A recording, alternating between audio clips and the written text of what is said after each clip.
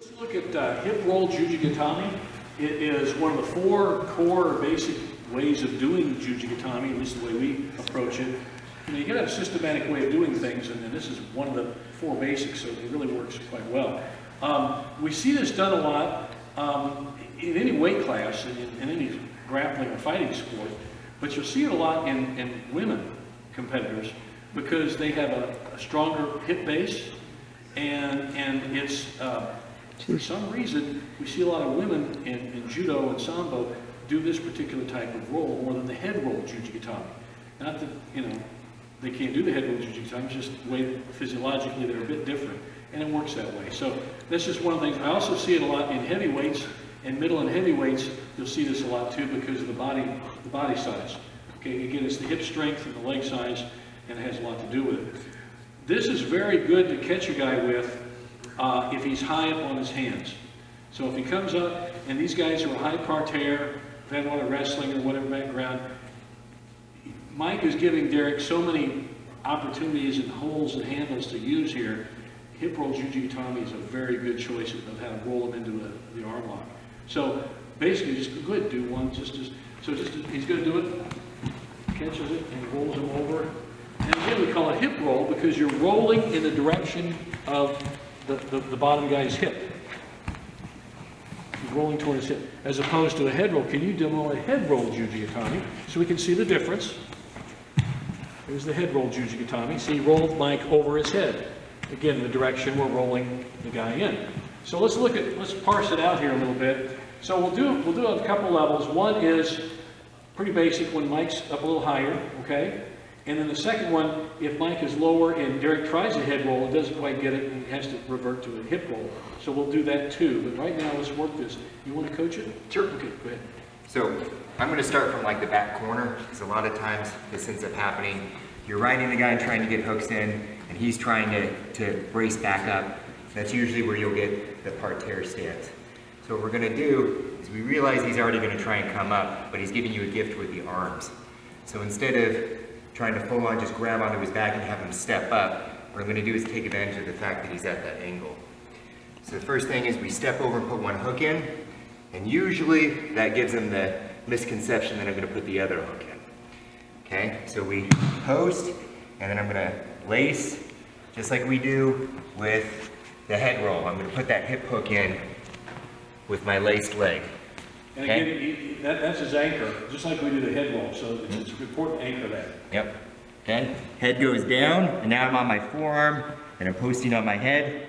We grab the arm, and we put that leg around his head. And it's important to squeeze nice and tight on the face, and not keep it straight. That's the #1 thing that we see everybody messing up with it, is because if your leg is straight-ish, he's going to be able to fight against it. If I squeeze his head, wherever my hips go, he's going to go.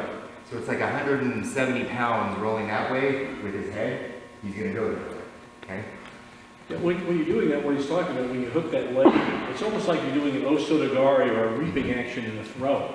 You're pointing your toe, and you're kind of squeezing his head with your legs, the bottom and top of your legs. So watch Derek again for a second.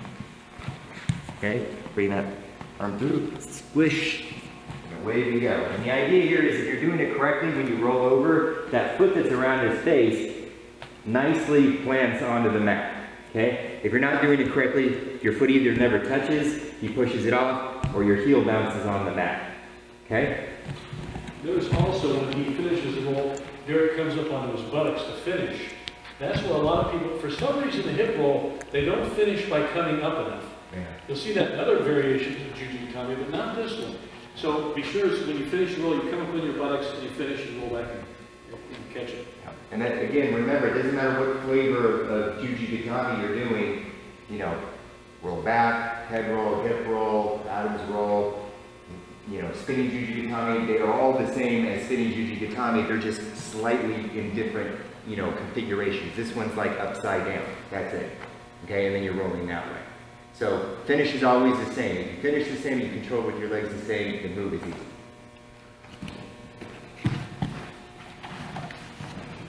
All the way up and back. Now, you see, guys, when he finished also, you notice when he started, he said, post with your head, your hand, and then your head. Don't just go banging your head on the mat, because that'll hurt, okay? Yeah. So, but do put your hand down. And you notice how quickly he posted his hand and posted his head. And you can do that. It just comes with practice. So it's, I like to think of it kind of like a break, like when you're doing the kata hajime, the lapel is kind of your hand brake. So if you go flying over it too quickly and you're afraid you're going to mash your face in the mat, you know, you can pull on the lapel. Well, in this case, you hold on tight to the arm and you put your non-gripping hand down first, and you can kind of collapse down on your forearm, and it's easy. And then your head comes down nicely and you can post instead of smashing your face against the mat. Okay, so I've got good control. I step over, forearm down, head down, hook, grab your thigh, hook his face, tuck your shoulder, roll over, sit up, and sit back. It's a very efficient rolling movement of the Juji Gatame. And just boom, boom, see how he does that. You notice he posted on top of his head, you know, for good balance. And there it is, hip roll, Juji Gatame. Can you do just one more at normal speed? There you go. Let's give that a try, and we'll come back with a different variation of that, okay? Let's go get it.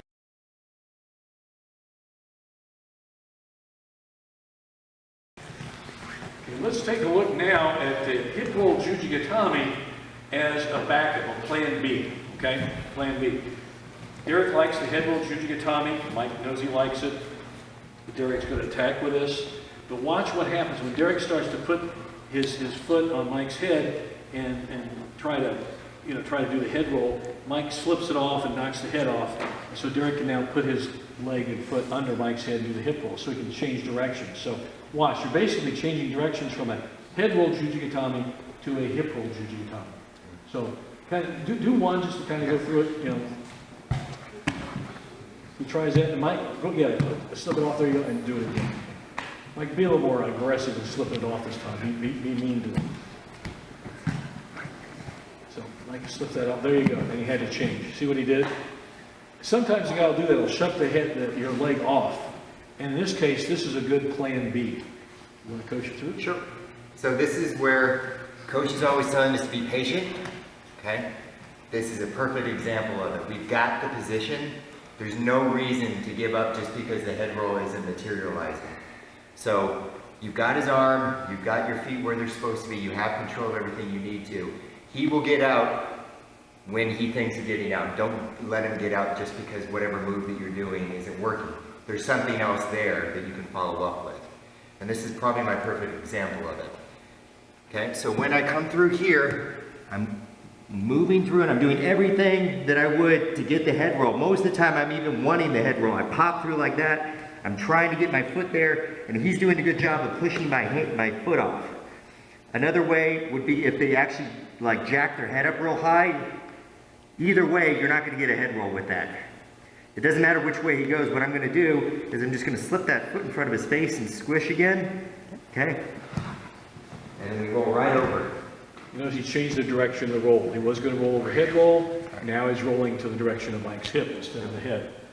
So two things. He's expecting the head push me to continue banging heads with him like two rams. You know, you're pushing my foot off. No, I'm going to go right back and I'm going to force you to head roll and we're going to go that way.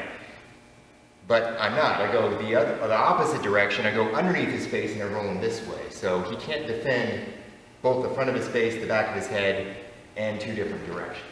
Okay? And as you saw, it's just moving your foot just barely in front. Everything else is the same.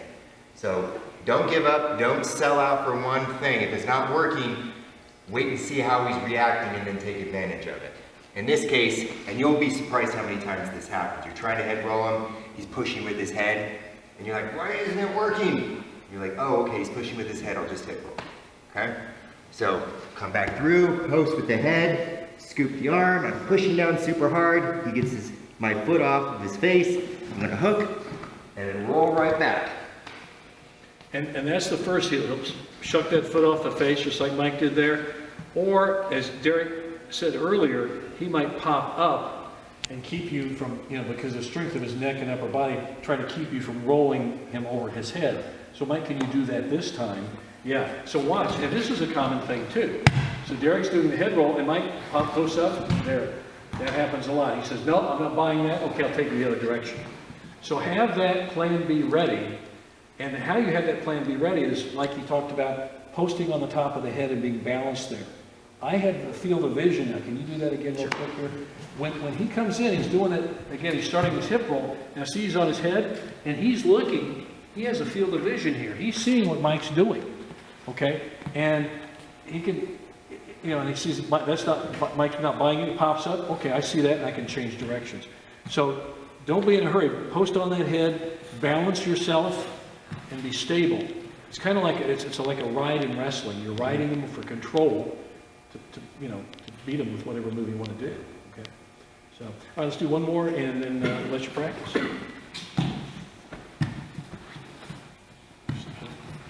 change the direction. Okay. All right.